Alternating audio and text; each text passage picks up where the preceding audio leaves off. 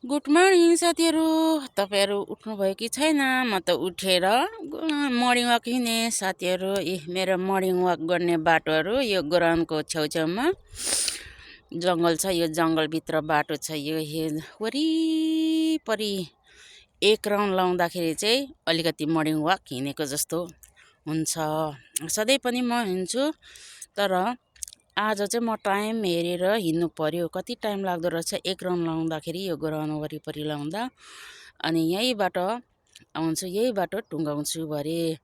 अनि यो ग्राउन्ड चाहिँ साथीहरू यहाँको बच्चाहरूको फुटबल खेल्ने ठाउँ हो, र अरू पनि यहाँनिर कुकुर डुलाउने ठाउँ, बच्चा डुलाउने ठाउँ है यो ग्राउन्ड चाहिँ।